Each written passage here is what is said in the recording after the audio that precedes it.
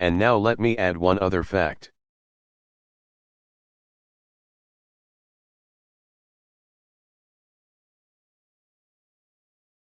We asked a friendly security service to approach Baghdad about extraditing.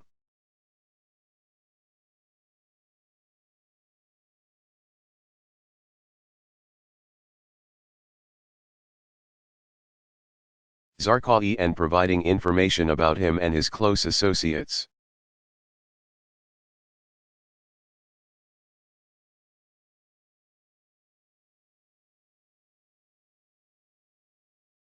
This service contacted Iraqi officials twice.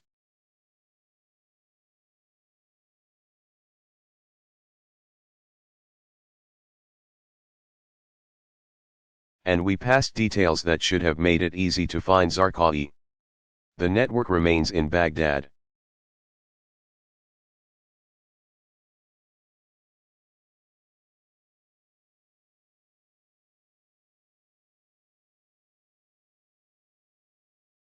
Zarqawi still remains at large to come and go.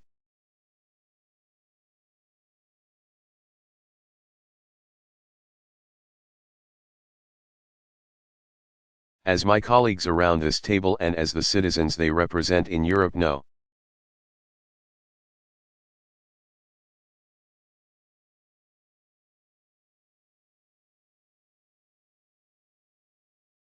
Zarqawi's terrorism is not confined to the Middle East. Zarqawi and his network have plotted terrorist actions against countries.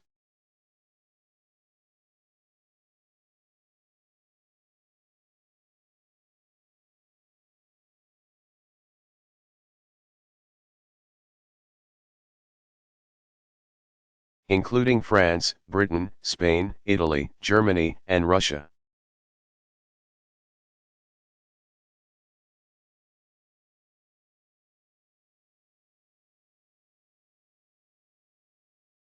According to detainees, Abu Washia, who graduated from Zarqawi's terrorist camp in Afghanistan.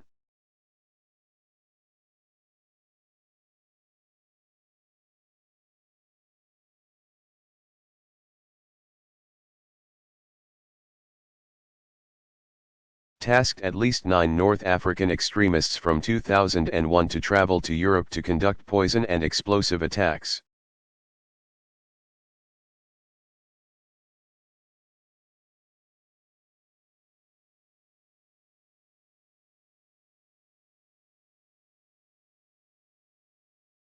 Since last year, members of this network have been apprehended in France, Britain, Spain, and Italy.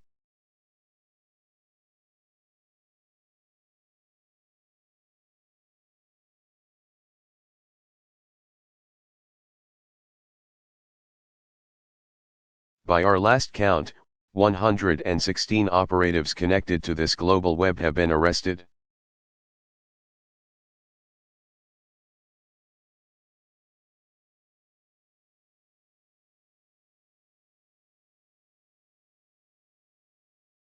Slide 41.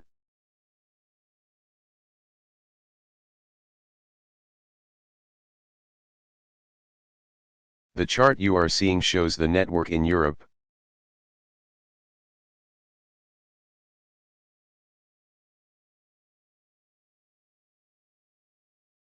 We know about this European network, and we know about its links to Zarqawi.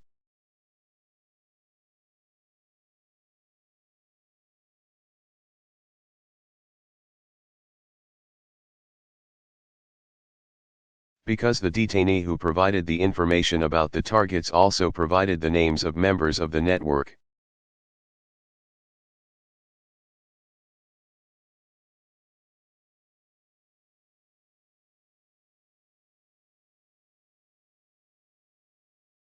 Three of those he identified by name were arrested in France last December.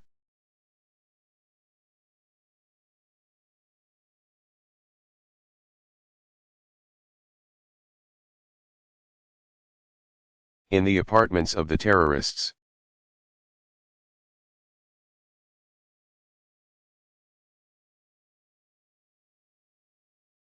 Authorities found circuits for explosive devices and a list of ingredients to make toxins.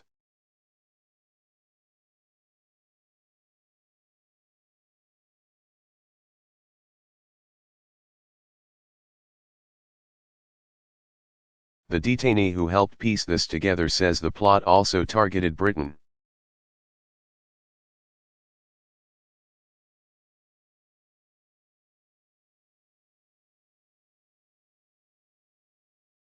Later evidence, again, proved him right.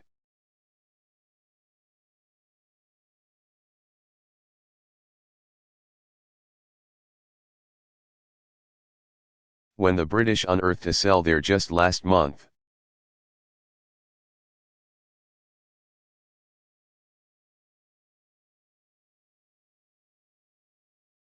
One British police officer was murdered during the disruption of the cell.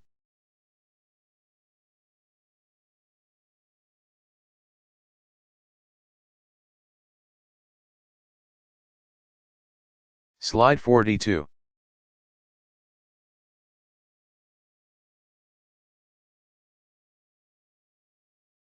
Slide 43.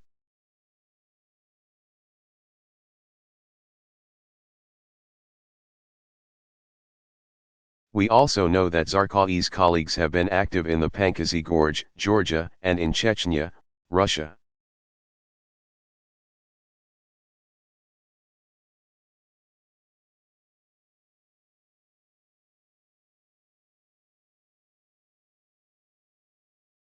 The plotting to which they are linked is not mere chatter.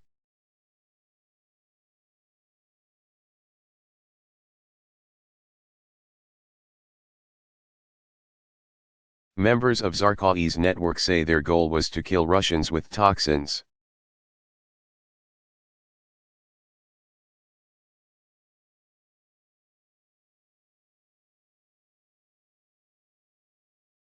We are not surprised that Iraq is harboring Zarqawi and his subordinates.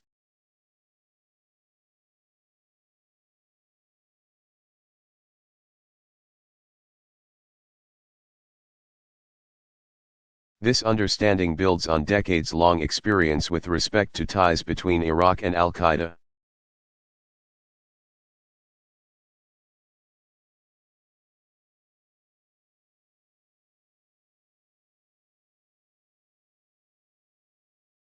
Powell, going back to the early and mid-1990s, when bin Laden was based in Sudan.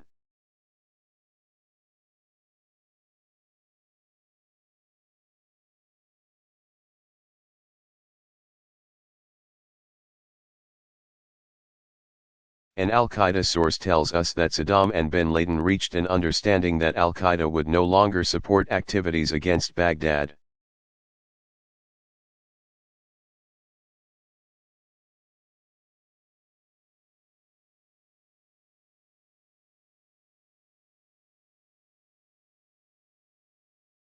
Early Al-Qaeda ties were forged by secret, high-level intelligence service contacts with Al-Qaeda.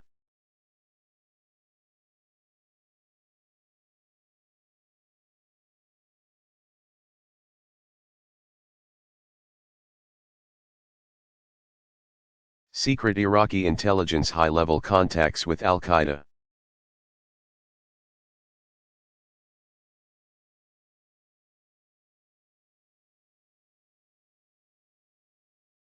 We know members of both organizations met repeatedly and have met.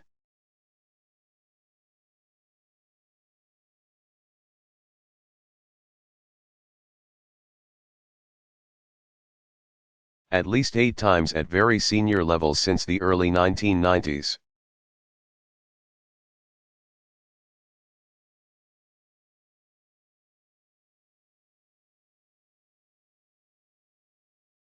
In 1996, a Foreign Security Service tells us that bin Laden met with a senior Iraqi intelligence official in Khartoum.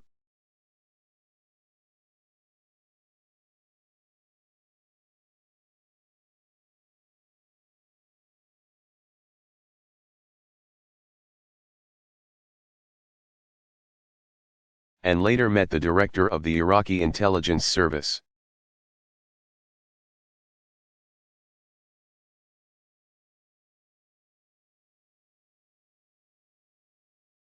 Saddam became more interested as he saw Al-Qaeda's appalling attacks.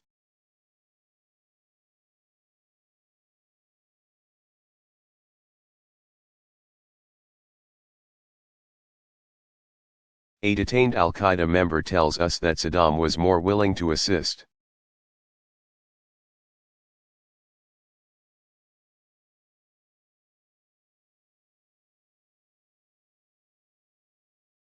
Al-Qaeda after the 1998 bombings of our embassies in Kenya and Tanzania.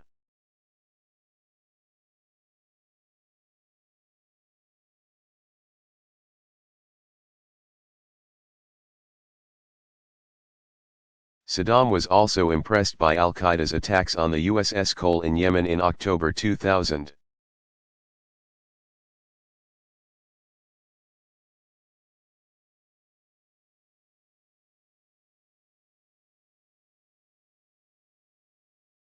Iraqis continued to visit bin Laden in his new home in Afghanistan.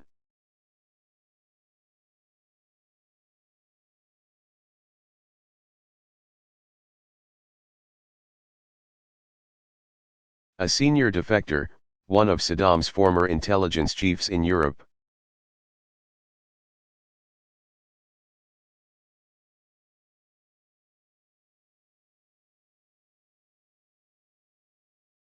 Says Saddam sent his agents to Afghanistan sometime in the mid-1990s to provide training to al-Qaeda members on document forgery.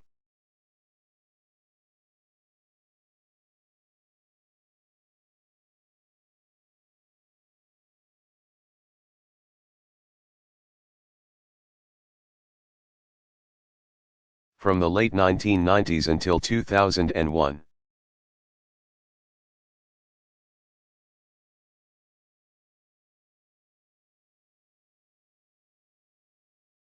The Iraqi embassy in Pakistan played the role of liaison to the al-Qaeda organization.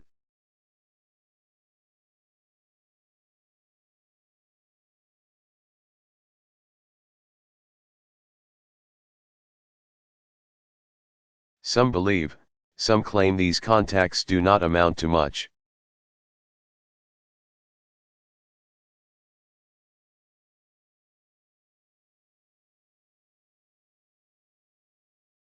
They say Saddam Hussein's secular tyranny and al-Qaeda's religious tyranny do not mix. I am not.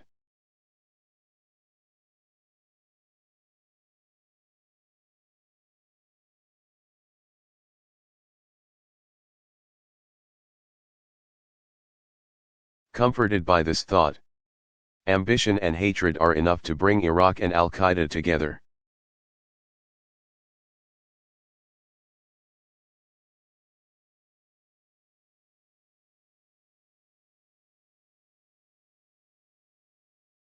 Enough so al-Qaeda could learn how to build more sophisticated bombs and learn how to forge documents.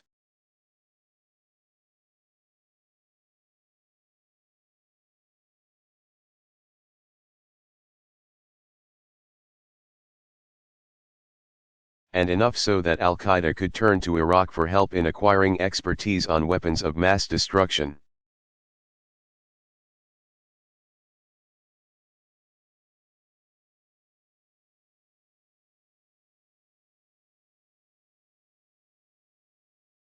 And the record of Saddam Hussein's cooperation with other Islamist terrorist organizations is clear.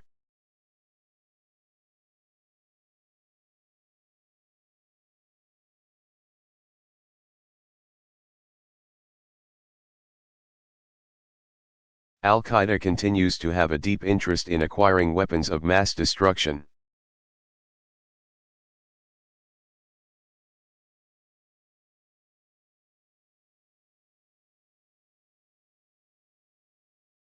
As with the story of Zarqawi and his network.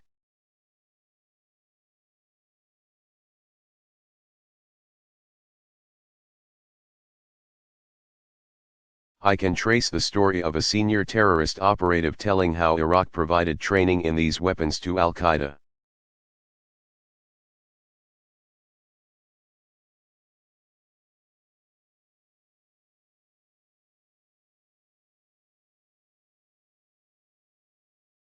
Fortunately, this operative is now detained, and he has told his story.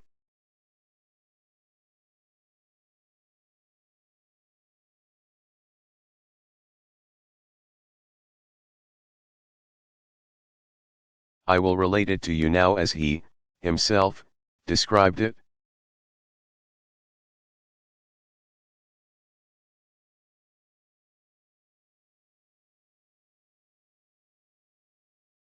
This senior al-Qaeda terrorist was responsible for one of al-Qaeda's training camps in Afghanistan.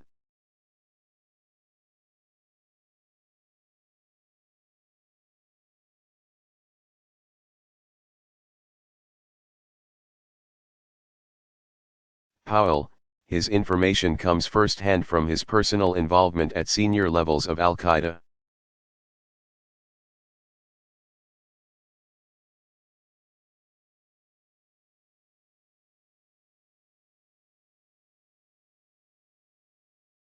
He says bin Laden and his top deputy in Afghanistan, deceased al-Qaeda leader Muhammad Atif,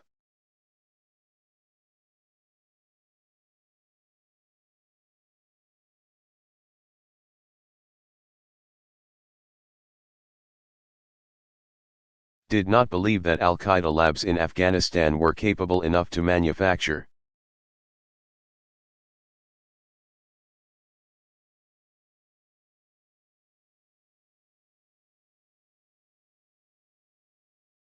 These chemical or biological agents. They needed to go somewhere else. They had to look.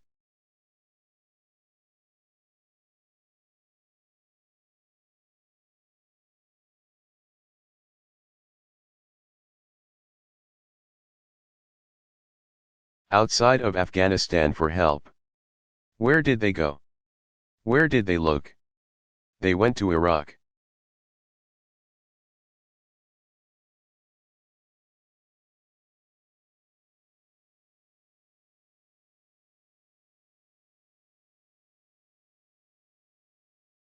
The support that Inaudible describes included Iraq offering chemical or biological weapons training.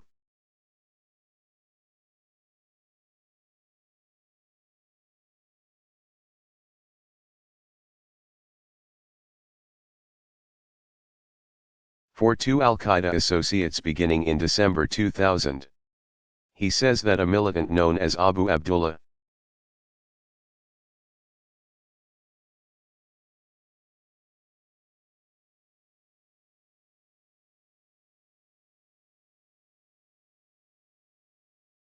al-Iraqi had been sent to Iraq several times between 1997 and 2000 for help in acquiring poisons and gases.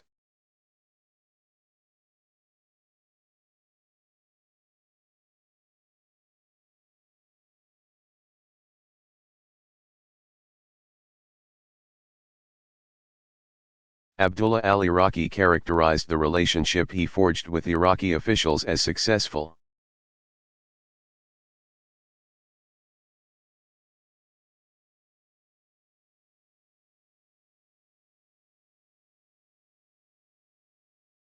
As I said at the outset, none of this should come as a surprise to any of us.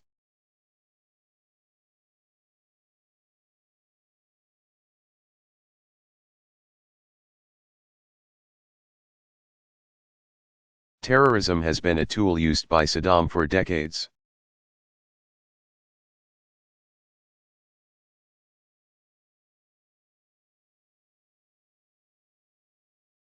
Saddam was a supporter of terrorism long before these terrorist networks had a name. And this support continues.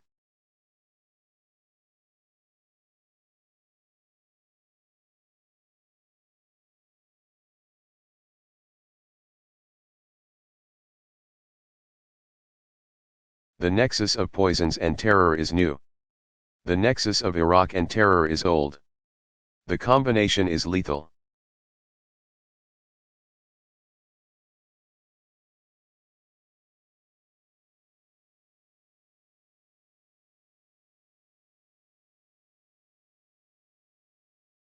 With this track record, Iraqi denials of supporting terrorism take their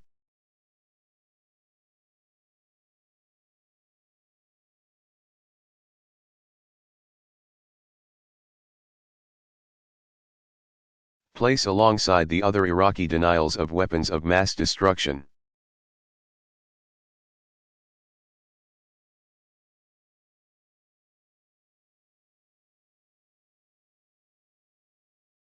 It is all a web of lies.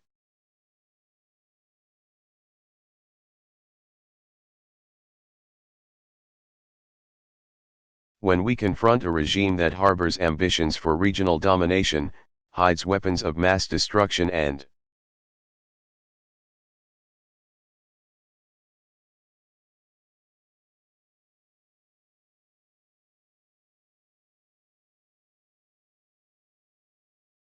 provides haven and active support for terrorists, we are not confronting the past, we are confronting the present.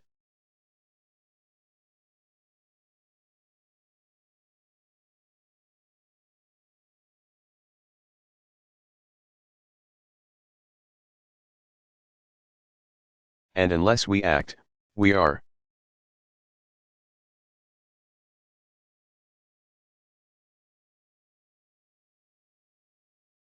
confronting an even more frightening future.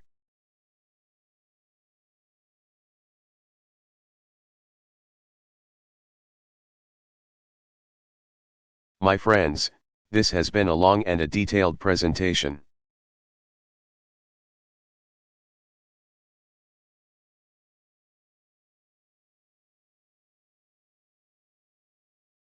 And I thank you for your patience. But there is one more subject that I would like to touch on briefly.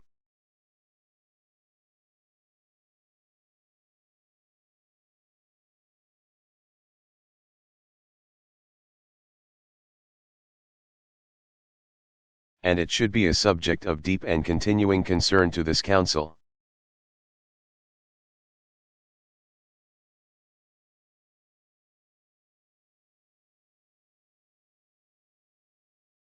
Saddam Hussein's violations of human rights.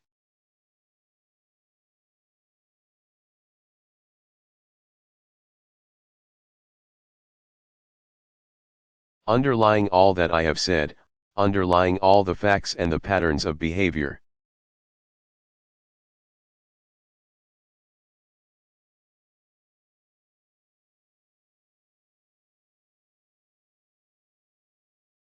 that I have identified as Saddam Hussein's contempt for the will of this Council.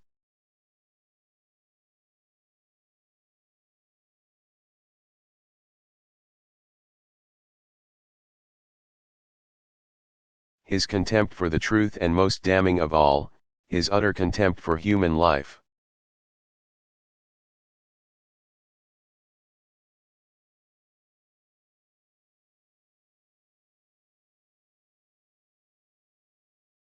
Saddam Hussein's use of mustard and nerve gas against the Kurds in 1988 was one.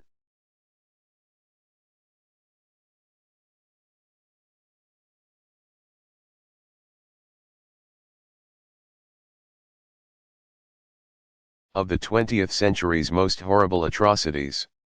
5,000 men, women, and children died.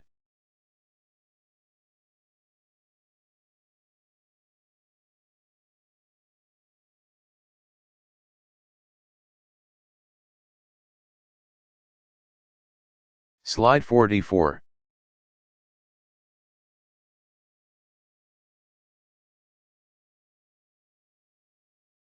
Powell, his campaign against the Kurds from 1987 to 89 included mass summary executions.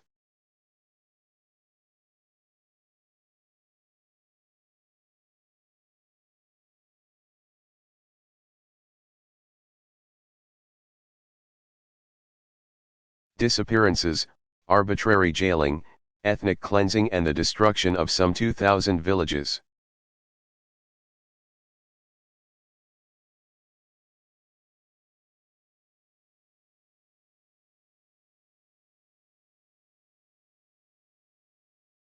He has also conducted ethnic cleansing against the Shia Iraqis and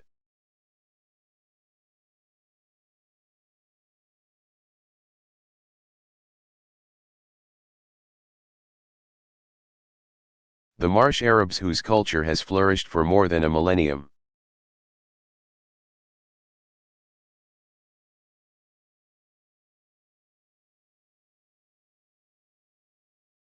Saddam Hussein's police state ruthlessly eliminates anyone who dares to dissent.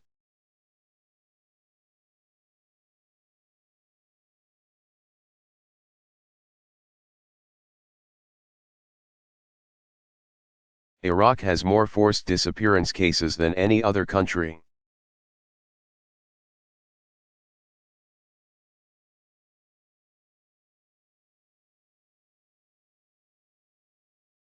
Tens of thousands of people reported missing in the past decade.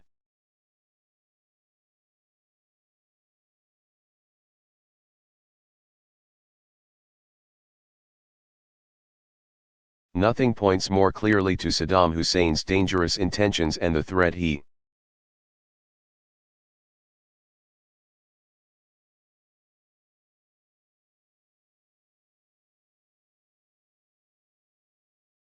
poses to all of us than his calculated cruelty to his own citizens and to his neighbors.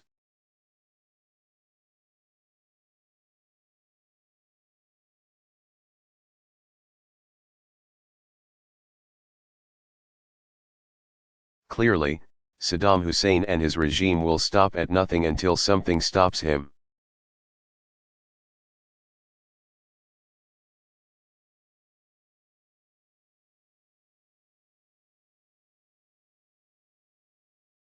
For more than 20 years, by word and by deed, Saddam Hussein has pursued his ambition to dominate Iraq.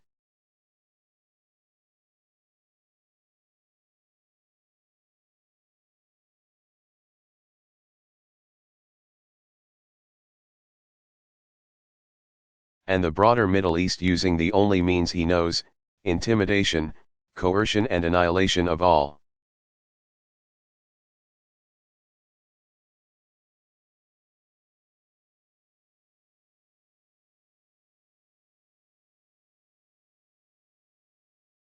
Those who might stand in his way.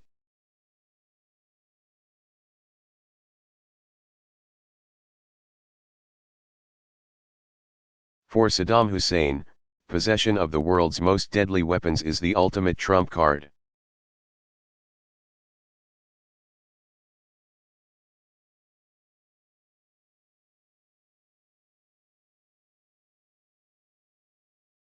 The one he must hold to fulfill his ambition.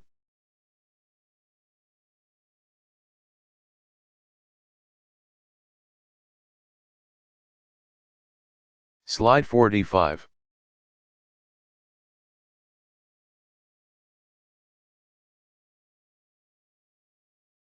We know that Saddam Hussein is determined to keep his weapons of mass destruction.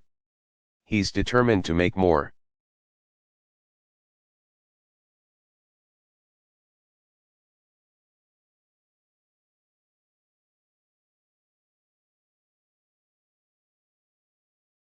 Given Saddam Hussein's history of aggression, given what we know of his grandiose plans,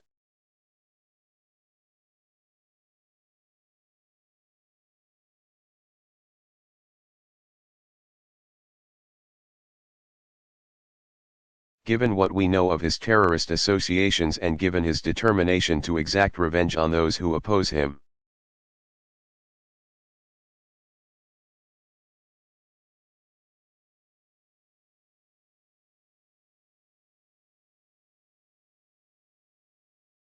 should we take the risk that he will not someday use these weapons at a time and the place?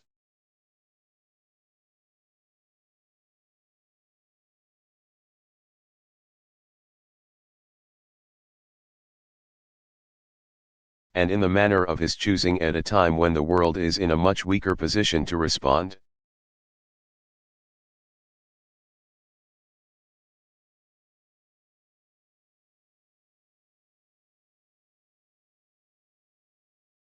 The United States will not and cannot run that risk to the American people.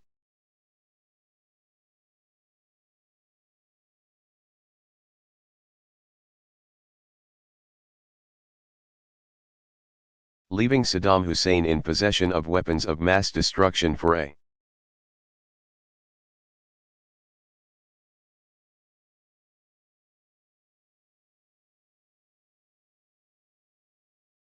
few more months or years is not an option, not in a post-September 11 world.